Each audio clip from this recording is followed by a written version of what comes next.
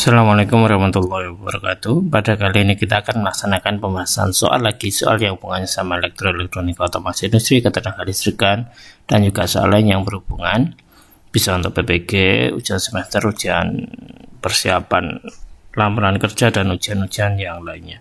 Pada kali ini kita sampai soal nomor 528, di mana kita menggunakan metode untuk pengukuran, dan kita menggunakan ini dalam bidang ketenaga listrikan, dan ambil kisi-kisi dari kisi ketenaga listrikan dengan materi topik perangkat pembangkit dengan menyajikan sebuah gambar peserta dapat melengkapi komponen dalam sistem PLTS. Oleh karena kita akan menyiapkan beberapa hal, siap ya, coba nanti diberikan penilaian sendiri. Ada 4 soal. Oke, siap.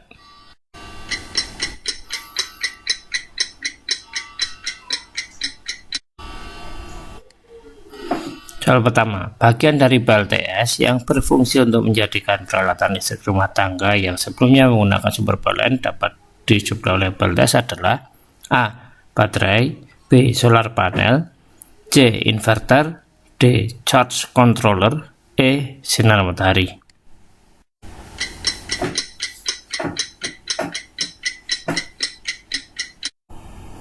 Jawabannya adalah inverter. Jadi ketika kita menggunakan solar panel, kita akan mencoba dulu merunutnya, ya ini dari sinar matahari, kemudian sinar matahari diubah menjadi tegangan, diubah menjadi energi listrik melalui solar panel. Hasil elektrik ini tegangannya adalah DC. Nah, kemudian oleh charge controller dia mengisi baterai, kemudian baterai ini dijadikan tegangan 220 AC menggunakan inverter ini. Jadi kalau pertanyaannya yaitu peralatan listrik rumah tangga, kemudian dari peralatan ini biasa menggunakan PLN 220 AC, maka dan menggunakan solar panel, hasilnya harus diubah ke AC, maka harus ada alat yang namanya inverter, yaitu pengubah dari besaran AC dari tegangan tegangan DC ke tegangan AC gitu. Jadi diarahkan, dibikinkan gelombang, maka akan muncul tegangan AC begitu. Sedangkan baterai dia hanya berfungsi menyimpan energi, solar panel dia berfungsi untuk mengubah energi matahari menjadi energi listrik.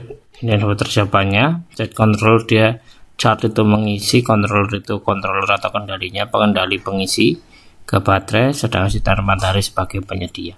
Oke, lanjut soal berikutnya, kita mulai. Komponen pendukung yang diperlukan pada PLTS kecuali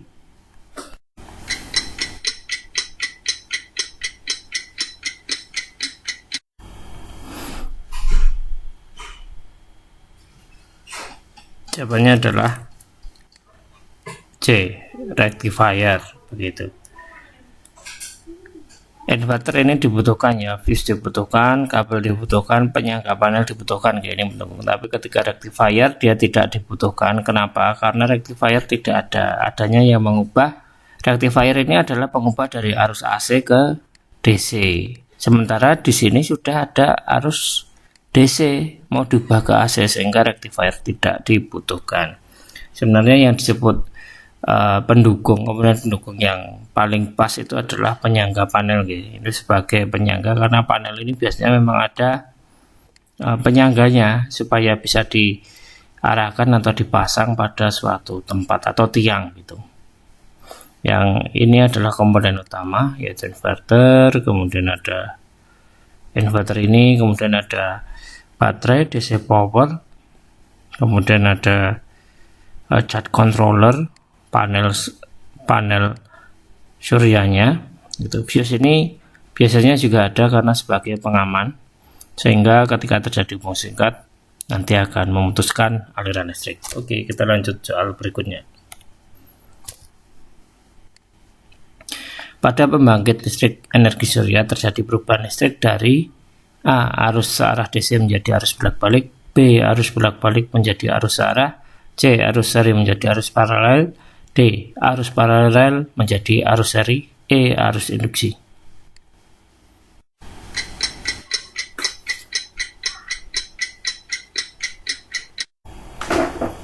Jawabannya adalah A. Arus searah DC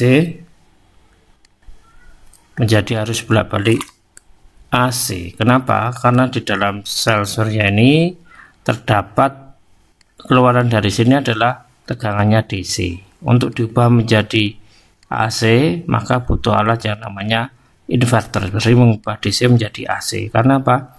Peralatan listrik rumah tangga kita kebanyakan menggunakan tegangan yang sesuai dengan PLN, yaitu 220 volt AC, sehingga seperti lampu, kemudian ada laptop, charger HP, dan lain sebagainya yang berupa dari pabrik sudah disesuaikan dengan tegangan PLN gitu.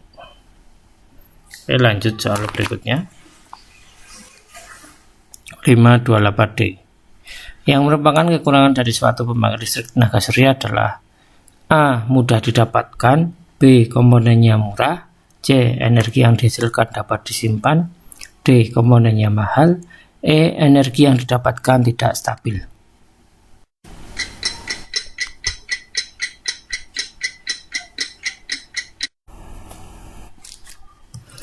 Jawabannya adalah energi yang didapatkan tidak stabil. Yang dimaksud ini adalah energi ini. Komponen mudah didapatkan di toko, komponen murah juga enggak begitu sih. Tetapi yang paling pas adalah ini, energi yang didapatkan tidak stabil, energi yang dihasilkan dapat disimpan ya dengan aki. Komponennya mahal ya juga. Ini relatif dua ini, tapi energi yang didapatkan tidak stabil. Jadi energi panas itu kan kadang terang panas banget, kadang ada awan, kadang ada hujan, kadang mendung dan lain sebagainya. Jadi lebih cenderung ke arah energi yang didapatkan tidak stabil ya, tidak terus-terusan, nggak seperti pembangkit listrik tenaga diesel ataupun turbin gas dan lain sebagainya yang bisa langsung didapatkan secara stabil. Terima kasih. Coba teman-teman cek skornya apakah sampai 40. Begitu. Jika ada teman-teman yang ingin menanyakan ataupun berbagi sharing, bisa kontak ke WA atau kirim soal ke sini. Terima kasih. Kami akhiri. Wassalamualaikum warahmatullahi wabarakatuh.